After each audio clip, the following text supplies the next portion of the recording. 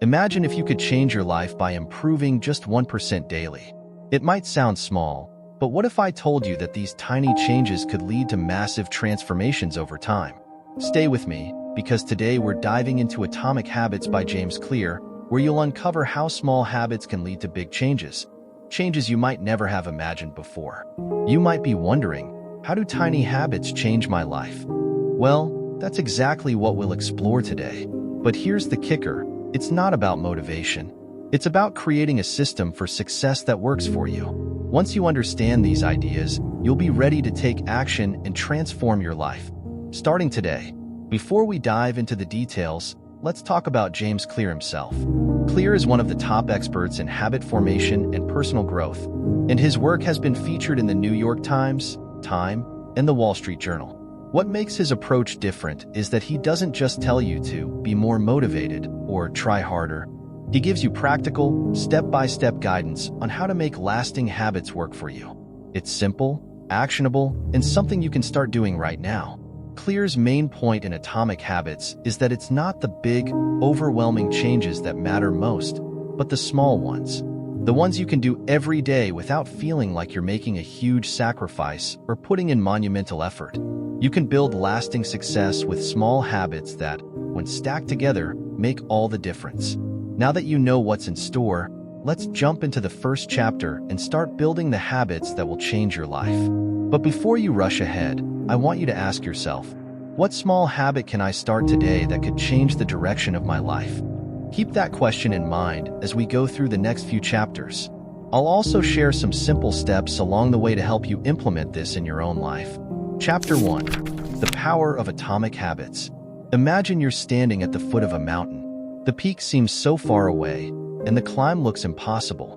But here's the secret.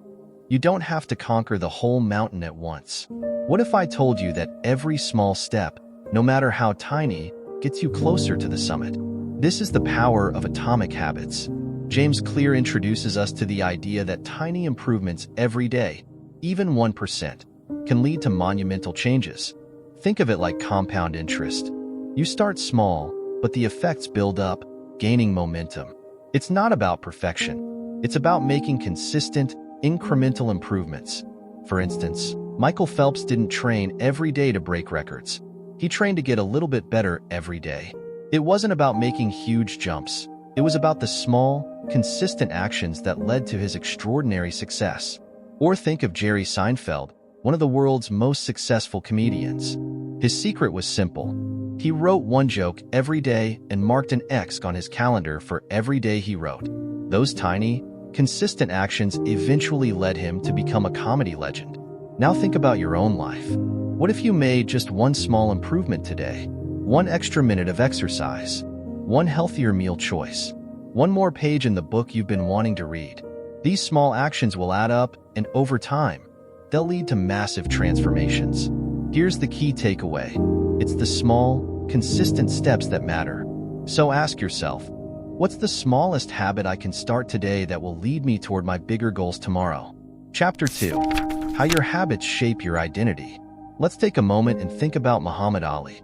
He didn't just want to be a champion. He believed he was the greatest long before he became world-renowned. His belief that he was the greatest shaped every action he took, from his training to his mindset. That belief became part of his identity and led him to achieve what others thought was impossible. Oprah Winfrey is another powerful example. Oprah didn't just work hard to be successful. She identified as someone who empowers others.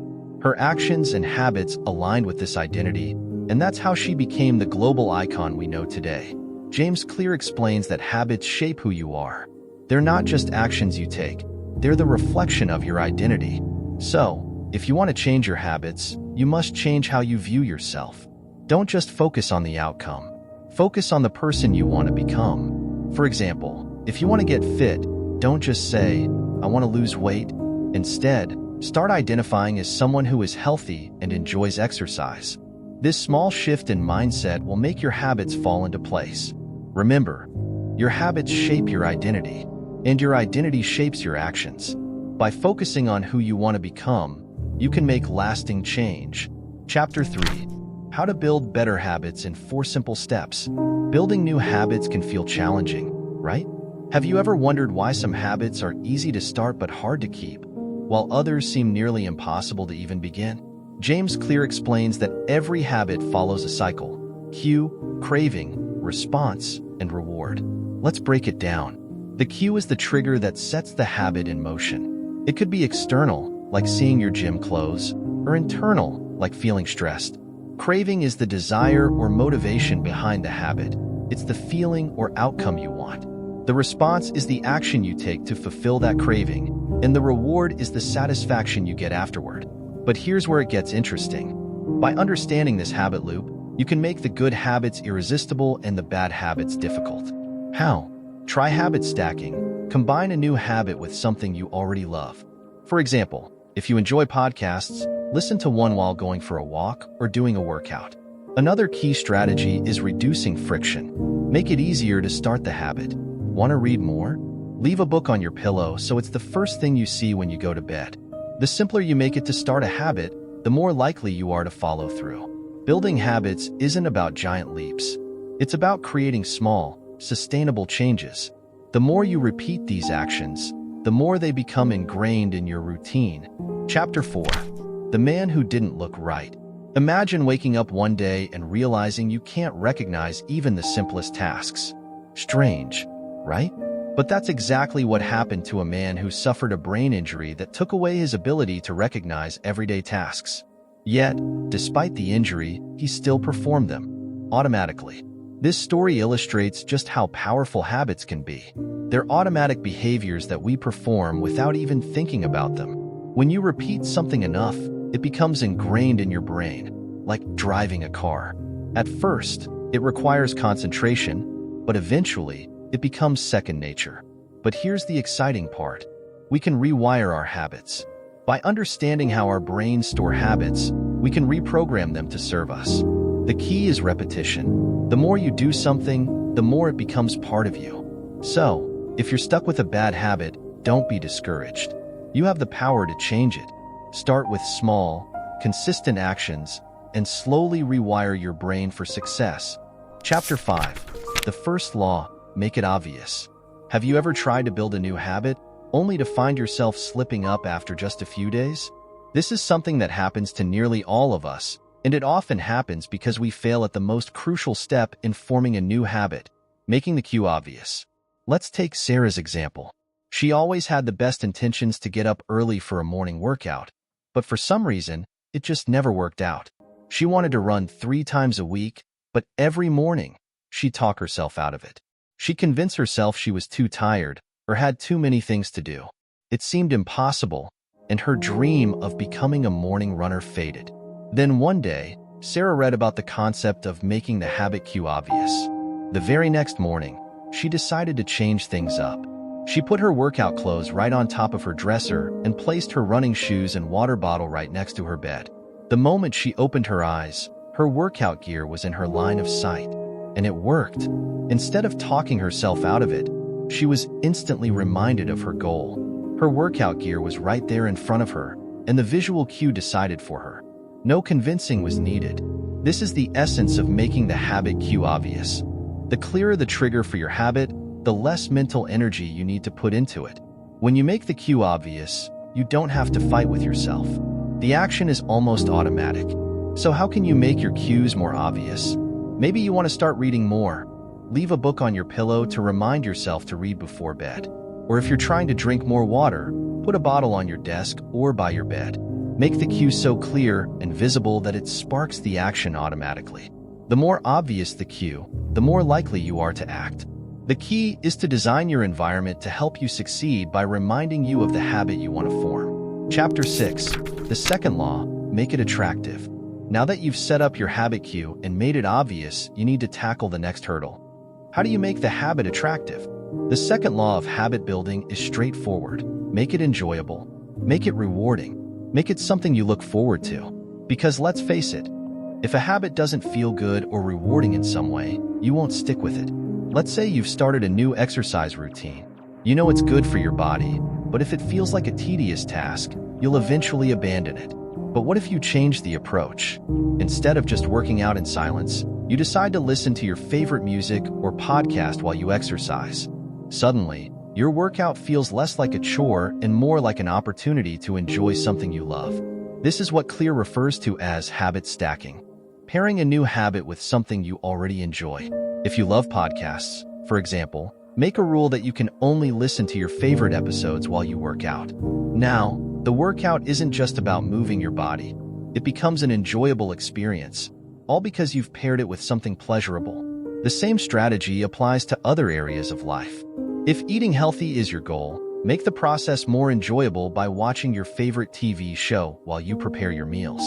Or if reading is your habit of choice, set up a cozy space with good lighting and perhaps a cup of tea to make the experience feel like a treat.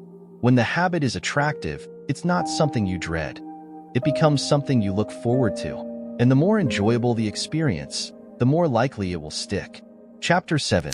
The third law, make it easy. Here's a familiar scenario. You've set a new goal, but somehow, it feels like you're trying to climb a mountain. The task feels so difficult or time-consuming that you put it off. The third law of habit building is all about making it easy. To form a habit, you need to remove as many barriers as possible and make the task as effortless as you can. Take reading, for example. You want to build a reading habit, but when you look at your bookshelf, it feels overwhelming. Where do you even start? And after a long day, even the thought of reading can feel exhausting. The trick here is to make it easy to begin. Don't stash your books in the back of a closet or on a high shelf where they're out of sight. Instead, place your books next to your bed or on your favorite chair, somewhere you'll see them easily. By making your reading materials visible and accessible, you've lowered the friction between you and the habit. James Clear also introduces the 2-minute rule, which suggests that you make the habit so easy to start that it takes no more than 2 minutes. For example, if you want to read more, don't commit to reading an entire chapter or book. Start with just 1 page. If you want to exercise, start with just 5 minutes. The idea is to reduce the task to a point where there's no excuse not to start. The easier it is to begin, the more likely it is you'll keep going. Small actions lead to big results. By reducing friction, you build momentum. Chapter 8. The fourth law, make it satisfying. So far, you've made your habit obvious and attractive, and you've made it easy to start. But what happens once the novelty fades and you're no longer as motivated? This is where the fourth law comes in. Make it satisfying. We're wired to seek rewards and avoid discomfort. If a habit doesn't feel satisfying, you're unlikely to stick with it. This is why it's so important to ensure that your habits are rewarding in some way. Take eating healthy, for example. If every meal is a conscious effort but there's no reward or satisfaction, it's easy to fall back into old patterns. To avoid this, you need to create a satisfying payoff that encourages you to keep going.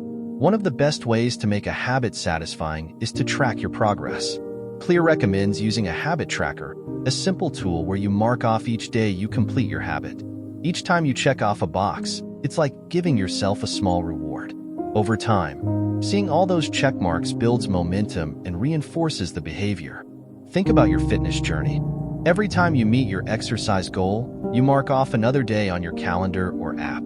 The visual reminder of your success is incredibly satisfying and keeps you motivated. It's not just about the big win. It's about celebrating the small victories along the way. As you think about your habits, ask yourself, how can you make your habit more satisfying? Could you reward yourself in some way, track your progress, or simply take a moment to appreciate your success? The more satisfying the experience, the more likely it will become a part of your routine. Chapter 9. The Goldilocks Rule. How to stay motivated in life and work. Do you ever notice how motivation seems to vanish the second you think about doing something big? You're all pumped up to hit the gym, eat healthy, or start a new project, then boom. A couple of days in, it feels like you're dragging a boulder uphill. We've all been there. But here's the thing. Motivation isn't about going 100% from the start. It's not a sprint. It's more like a marathon with just the right pace. Not too hard, not too easy. Enter the Goldilocks rule. You know that sweet spot when something is just hard enough to challenge you, but not so hard that you want to quit before it even begins? Yeah, that's where the magic happens. Think about it. Ever find that perfect flow? You're in it. Time flies by. That's the sweet spot. Here's the deal. Keep your goals tough but achievable. That's where real motivation is born. A challenge that's not too easy, not too hard, but just right. That's how you keep the fire burning day after day, rather than burning out before the first week is over. Chapter 10. The truth about talent, when genes matter and when they don't. We've all looked at someone, maybe an athlete, an artist, a chef, and thought, man, they must have been born with some crazy talent. And then there's you, feeling like you've got none of that genius inside you. Let me tell you something, that's a myth. Talent? It's overrated. The real game changer is your habits. The people you see who are succeeding, they've been showing up every single day, grinding away at the craft that you think they were born good at. It's not that they're gifted, it's that they've built the right habits that work for them. Let's get real. You can be just as good as anyone else at anything. It's not about genetics, it's about what you do consistently, the small choices, the 1% improvements. The true secret to success isn't a spark of genius, it's a process. You don't need to be a natural to be great. You just need to show up day after day. Chapter 11. Walk slowly, but never backward. Slow progress is still progress. I know. In a world of instant everything, it feels like if you're not seeing results right now, you're doing something wrong.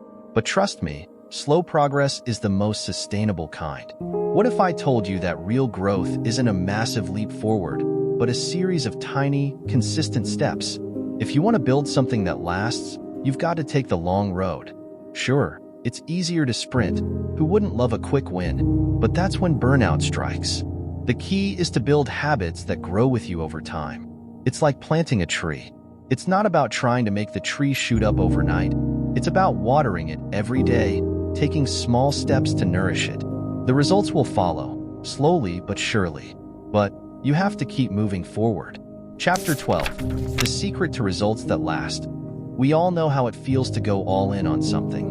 Whether it's losing weight, starting a business, or a creative project, you're excited and motivated, and maybe you even see some results. But here's the thing.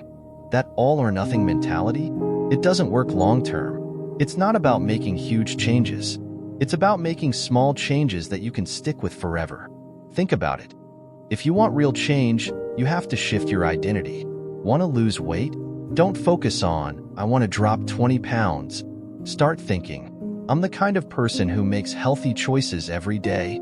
It's not a temporary change, it's a permanent one. It's about becoming the person who does the things you want to do, not just aiming for a destination. Results that last come from consistency, not perfection. The goal isn't to go from 0 to 100 overnight. It's to slowly build a new version of yourself, one habit at a time. Chapter 13. How to review your habits and make adjustments. This is the part of the process where most people falter, the adjustment phase.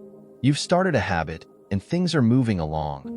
But then, life happens. Maybe you hit a wall, you fall off track, or you just get bored. The key is to be able to adjust and keep going. What I've learned is that habits are like roads. If you hit a pothole or get stuck, you don't just give up. You change course. The trick is checking in with yourself regularly. What's working? What's not? If your morning workout isn't happening anymore, maybe it's because you've made it too early or too long. Adjust. Make it shorter, or change the time. Small changes keep you on track without losing momentum. Your habits should be flexible. Life's going to throw curveballs, so make your habits adaptable to whatever comes your way. Chapter 14. The role of family and friends in shaping your habits. You know what's one of the easiest ways to stick to your goals? Have people around you who get it. And I'm not just talking about cheerleaders. I mean people who challenge you, keep you accountable, and are actually on the same mission. Think about your current circle. Are they pushing you to improve, or are they pulling you back into old habits? Our environment is incredibly powerful. It shapes who we are, whether we like it or not. If you're surrounded by people who push their goals forward, guess what? You'll start doing the same. But if you're stuck in a group that's stuck in their habits, it's going to be harder to break free. When I shifted my circle to people who had similar goals, it was a game changer. Suddenly, I didn't feel like I was the only one trying to get better. You don't have to do this alone. Find your tribe and make them your fuel. Chapter 15. How to make good habits inevitable and bad habits impossible. Want to make your good habits inevitable and your bad habits nearly impossible? It's all about environmental design. You can't just rely on willpower to do the heavy lifting. If you want to eat healthy, stop stocking your pantry with junk food. If you want to work out more, leave your gym clothes out and ready to go. Make the right actions so easy that they become automatic. For instance, I started putting my books by my bed, where I can't miss them. Guess what? Now, every night, I read without even thinking about it. I made it stupidly easy to do. On the flip side, I made my bad habits inconvenient. I moved the TV remote across the room. Sounds silly, but now, I don't get sucked into random shows without thinking. Design your environment so that good habits feel easy and bad ones feel impossible. Chapter 16. The importance of accountability in habit formation. Accountability is the secret sauce. Do you know what's better than setting a goal? Telling someone about it. That's when the magic happens. Because let's face it, we all have excuses. But when you tell someone else what you're trying to do, it becomes real. It's no longer just an idea in your head.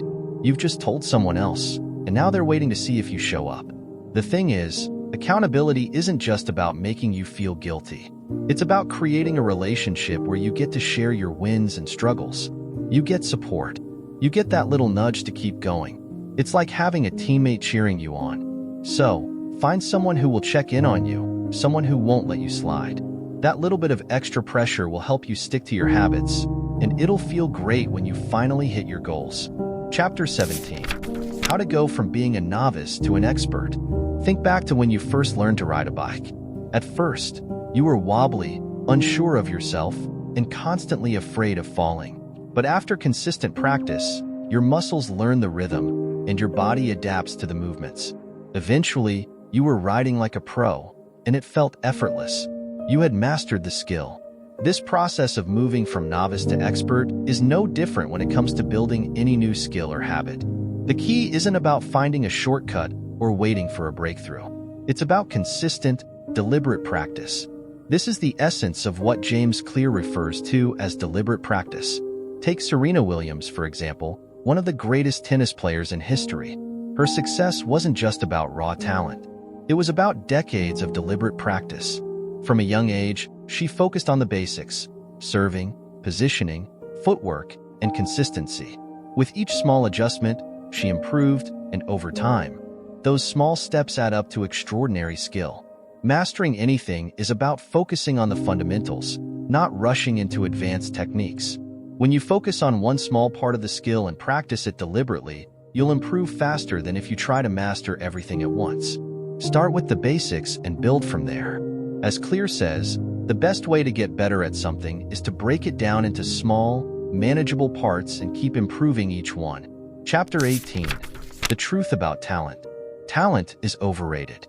It's a bold statement, but it's true when it comes to building habits and achieving success. While it's easy to believe that certain people are just born with an innate ability to succeed, Clear's message is clear. Success is built on consistent effort, not on being born with a special gift. You might look at a natural athlete, musician, or artist and think that their success is the result of an inborn talent. But if you scratch the surface, you'll see something else. Hours of practice, repeated effort, and persistence. Talent, while helpful, doesn't guarantee success. It's the habits that make the difference. Consider the story of Michael Jordan, widely regarded as one of the greatest basketball players of all time. He was cut from his high school basketball team, but rather than giving up, he doubled down on his practice. It wasn't his genes that made him great. It was his consistent work ethic. The truth is that talent can give you a head start, but it's the habits and mindset that carry you through. Just look at the field of medicine. Doctors spend years honing their skills through deliberate practice, often starting as novices and gradually becoming masters through repetition and persistence. Talent might give you the opportunity, but habits give you the results. In this chapter, Clear emphasizes the idea that anyone can build their talents. You don't need to be born with a special ability. You just need to work on developing the right habits. With enough repetition and commitment, anyone can become a master at something, no matter where they start. Chapter 19. The Goldilocks Rule. How to stay motivated in life and work. Imagine you're playing a game. Maybe something simple like a puzzle or a video game. At first, it's easy. You breeze through the early levels with no problem, feeling confident and motivated. But then the challenge increases, and suddenly, it's harder to keep up. You hit a wall, and your motivation starts to wane. You feel stuck, frustrated, and ready to give up. Here's where the Goldilocks rule comes in. The key to staying motivated is finding the perfect balance between challenge and skill. If something is too easy, we get bored and disengaged. But if it's too difficult, we feel overwhelmed and give up. The sweet spot, the level of challenge that keeps us engaged, is where motivation thrives. This is true in every aspect of life. Whether you're working on a personal goal, learning a new skill, or working through a difficult project at work, the Goldilocks rule helps you maintain your focus and excitement. It's about finding that just right level of difficulty. Clear explains that the most successful people are those who consistently challenge themselves, just enough. They push themselves, but not too far, and this balance keeps them motivated. Consider an athlete in training. If they run the same distance every day, they're not improving. But if they push themselves too hard, they risk injury or burnout. The best athletes know how to push just beyond their comfort zone, while still maintaining a sense of achievement. For instance, in chess, the best players don't focus on playing against opponents who are too easy to beat. They choose competitors who challenge them at just the right level, where the game is difficult enough to push them to improve, but not so hard that they feel defeated. The same principle applies to any skill. To apply this in your life, think about your current goals. Are they too easy, leaving you bored? Or are they so difficult that you're losing motivation? The key is to find that sweet spot in between, where the challenge is just right, and it's there that your motivation will stay alive. So, as you move forward, remember this. Motivation thrives in the Goldilocks zone. Don't make it too easy, and don't make it too hard. Just find that perfect balance and keep pushing yourself. And there you have it, the blueprint for building lasting habits that lead to meaningful change in your life. From the fundamentals of habit formation to advanced tactics like deliberate practice and the Goldilocks rule, we've covered everything you need to move from novice to expert, regardless of your starting point. Remember, success isn't about having the right talent, it's about having the right habits. Whether you're working towards a personal goal or mastering a new skill, applying these principles consistently will make all the difference. As you continue your journey, keep in mind that habits aren't something that happens overnight. They are built over time, one small action at a time. So, take a step today and start building those habits that will shape your future. Now, it's your turn. What's one habit you're ready to commit to today? Take action and start applying the principles you've learned. Whether it's making a habit obvious, attractive, easy, or satisfying. And don't forget to track your progress along the way. If you found this book helpful, don't forget to share it with someone who could benefit from these strategies. Save this episode, follow for more insights, and share your habit-building journey with others using the hashtag #habitbuildingmastery. We'd love to hear how you're transforming your life, one habit at a time. Until next time, keep building and stay consistent. Your future self will thank you.